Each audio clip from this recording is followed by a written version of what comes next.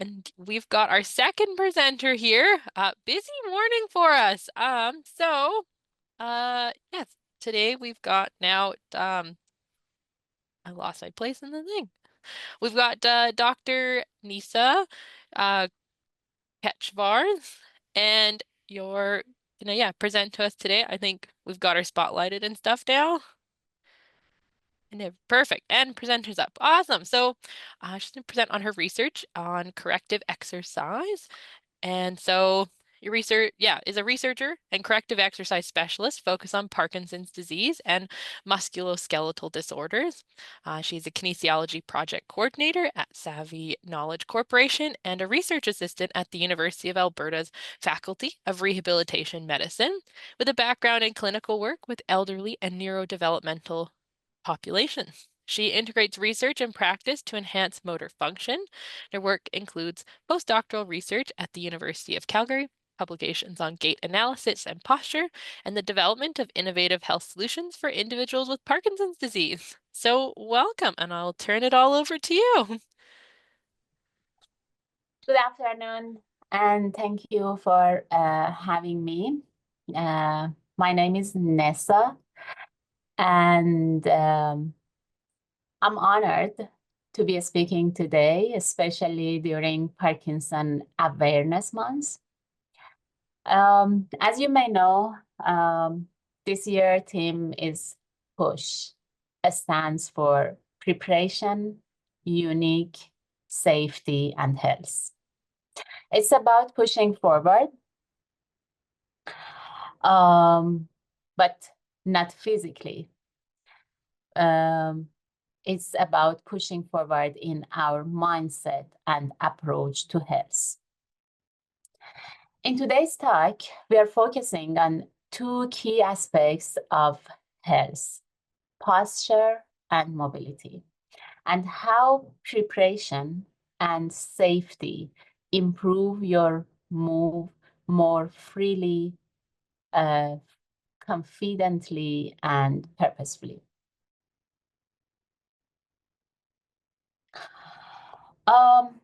Let's talk about two important features that I mentioned: posture and mobility. Posture refers to the alignment of your body, how you hold yourself while sitting, standing, or moving.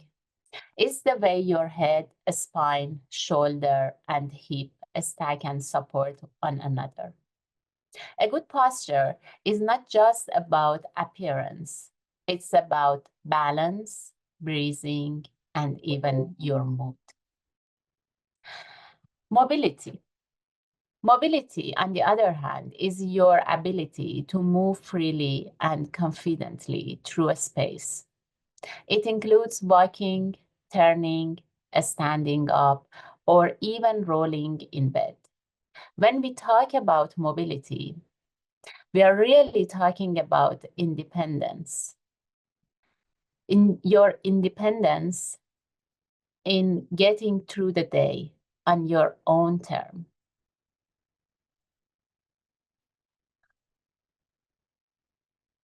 Parkinson's disease can significantly impact both posture and mobility, and it does so gradually, often without us realizing it right away.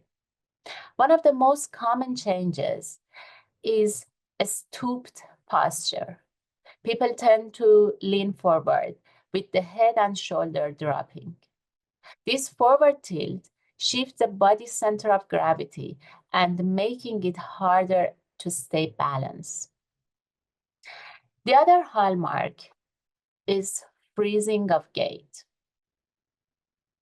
The other one can be shuffling steps or reduced arm swing, and even posture instability. Why are posture and mobility so critical? First and foremost, because they affect daily living. Standing up from a chair, walking to a bathroom, reaching for a book, or even hugging a loved one. All of these rely on posture and movement. The second reason is because they impact safety. Falls are one of the most serious risks for people living with Parkinson's. They can lead to injury, hospitalization, and fear of movement, which further limits independence. But I have good news for you. While Parkinson's does present challenges, we are not powerless. Through preparation, understanding, and smart strategies, which I'll share shortly, we can greatly improve posture, reduce fall risk, and enhance mobility. First of all, let's talk about the role of preparation in posture and mobility. Now we understand how Parkinson's affects posture and movement. Let's talk about something incredibly powerful, that is preparation. Preparation is the first step in the push framework for a reason. The reason is it sets the stage. It's what happens before you move. And it can be mentally, physically, or environmentally. What is mental preparation? In Parkinson's movement doesn't happen automatically.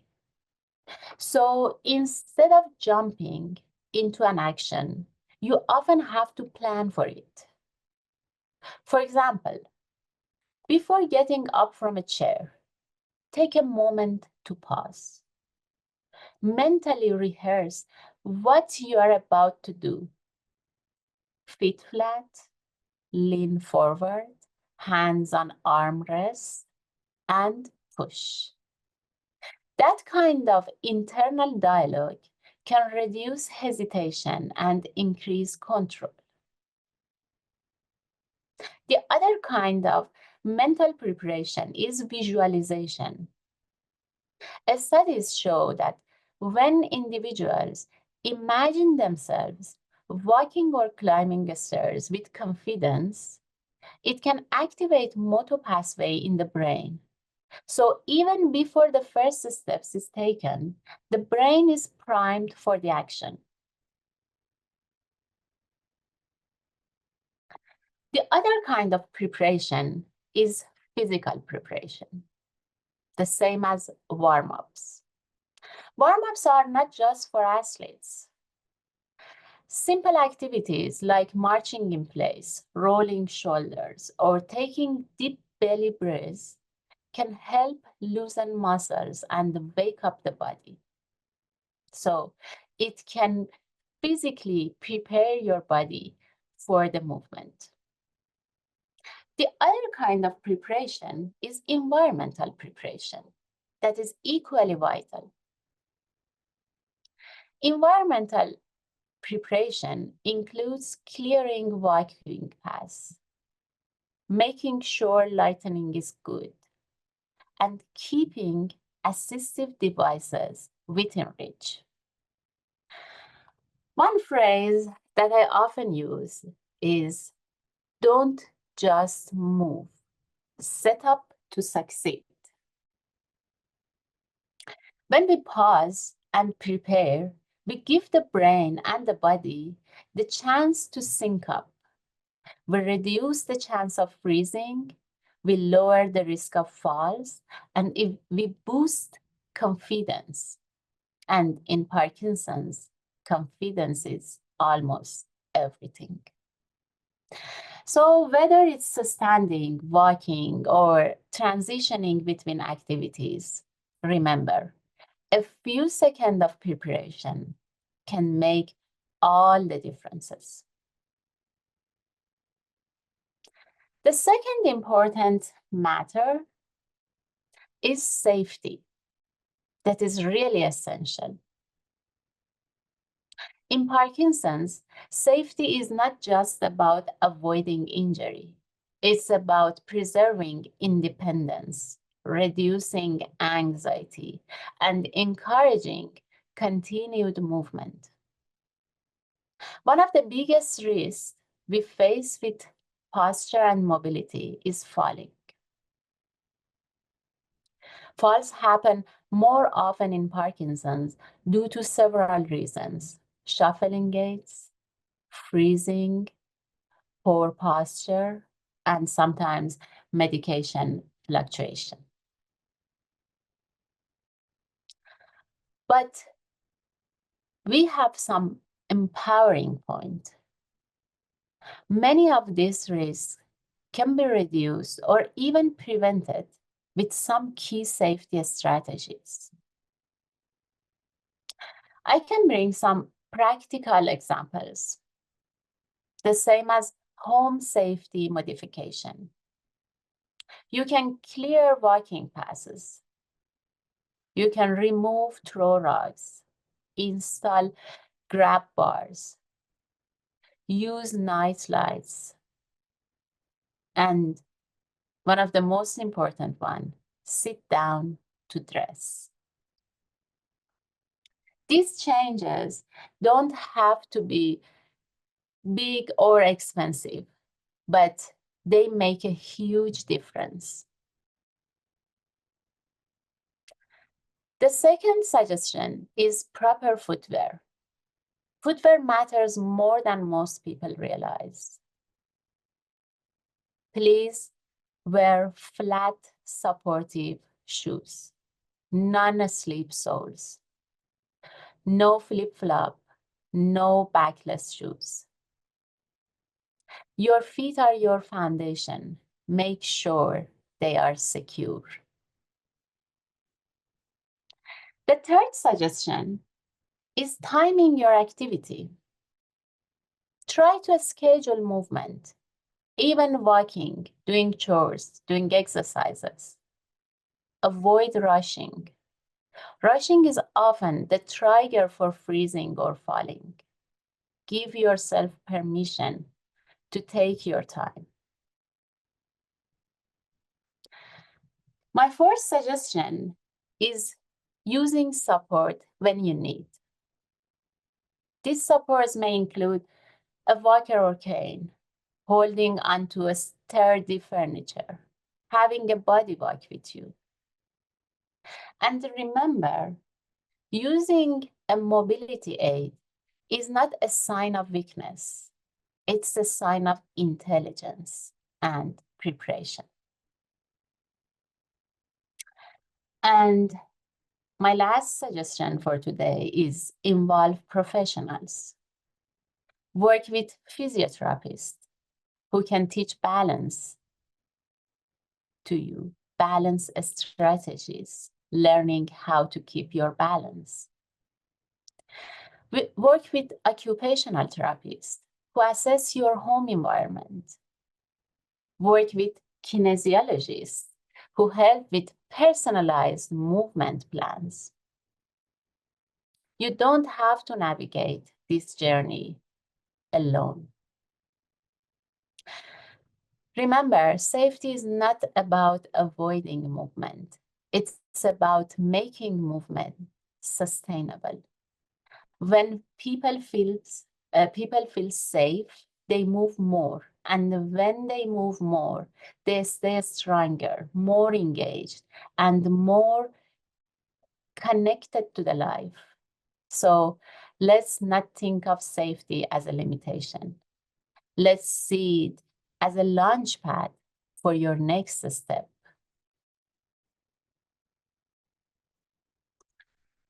We have talked about preparation, safety, and let's bring it all together with a real life routine that you can try or share with someone you care for.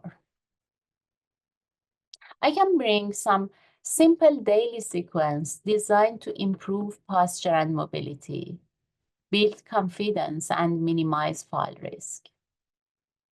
It only takes a few minutes and can be adapted based on your ability. I can talk about 5 exercises, or we can call them posture and mobility routine. The first exercise is posture check at the wall. I think we don't have enough time to ask you to practice now, but I know that this video, this webinar will be shared, so you can practice later at home. But I can talk about all of them briefly. The first one is posture check at the wall. Stand with your back against a wall. Heels, hips, shoulder, and head touching the wall, if possible.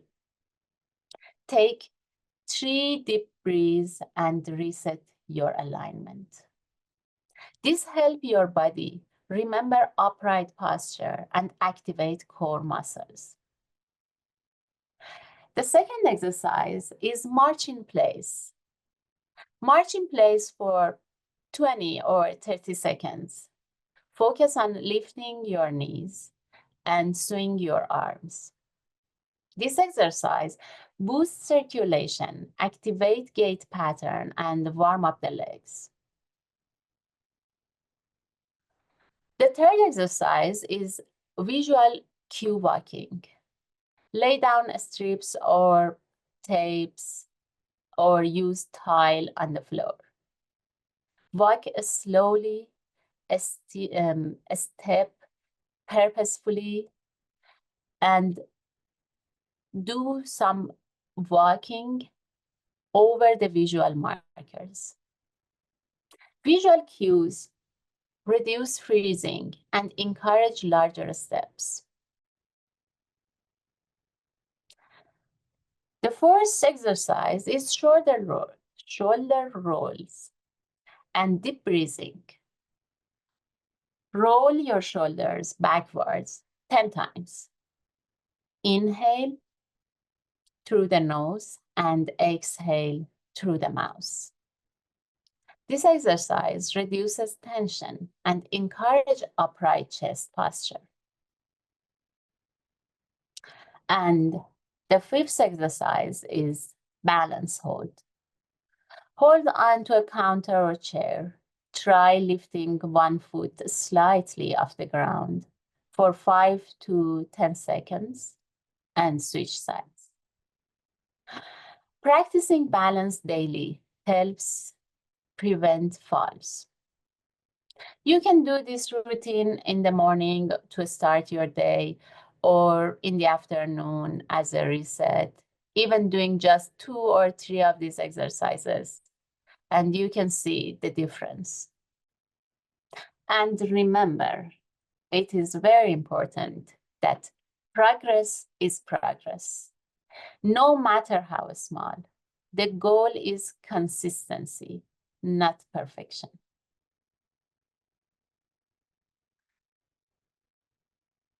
And the last slide. I want to leave you with a powerful reminder of what the PUSH team really stands for. P is for preparation. The mindful sets that make you be prepared before move. U is for uniqueness. The personalized approach works for you, your body, and your goals. S is for safety, your foundation for confidence and freedom. And H is for health, the overall benefit of staying active and engaged. Whether you are living with Parkinson's or supporting someone who is living with Parkinson's, remember this. Movement is still possible. It might look different, it might take more planning, but it is still yours. Improving posture and mobility doesn't happen overnight. It happens one intentional step at a time, one safe transfer, one cue that works, one deep breeze to reset. And when you apply the push mindset, you are not just managing Parkinson's.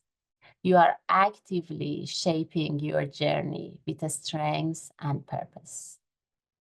So I encourage you, push forward gently, boldly, safely, and always. Thank you. Wonderful. Thank you. I've got a couple of questions. So the first one I got here is about, so I think the exercises that you had on the last slide, if these would also help with freezing of gait in Parkinson's. Yes, for sure. It will help. When you have a better posture or doing some balance activity, you are more confident. So it can help with reducing freezing, even preventing them.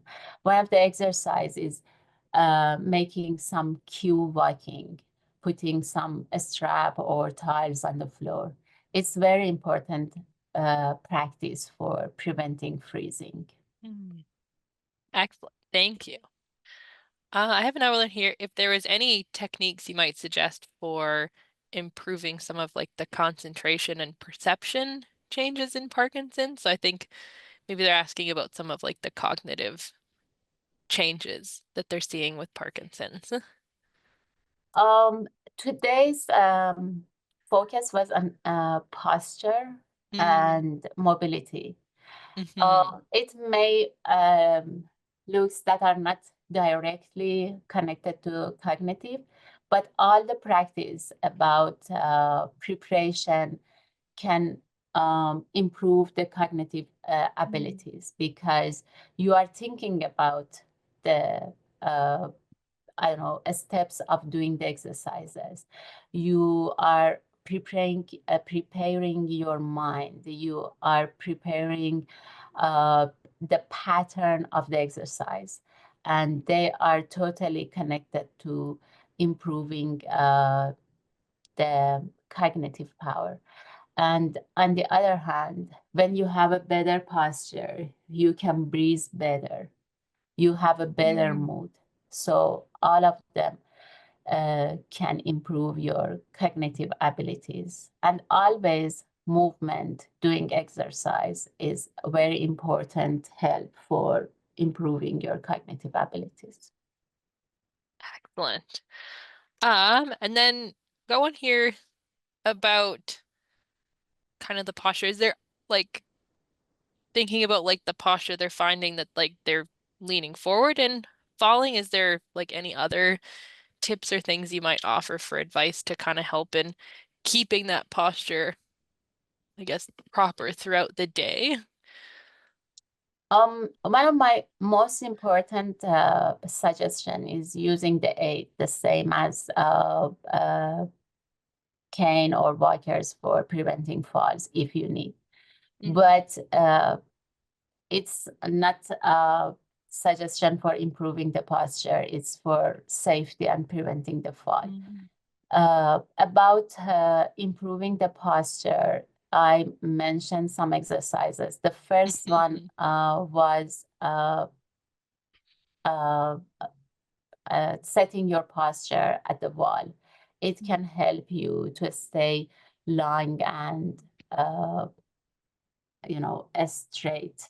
Mm. So it's a good posture exercise. The other one, On that but one, is there a way they can do it seated if maybe standing against the walls Uh, difficult with balance? yes, for sure. They can do sitting and Mm, use a chair that mm, have a kind of support, and you mm. can do it. And the most important part is breathing and stay straight for a few seconds.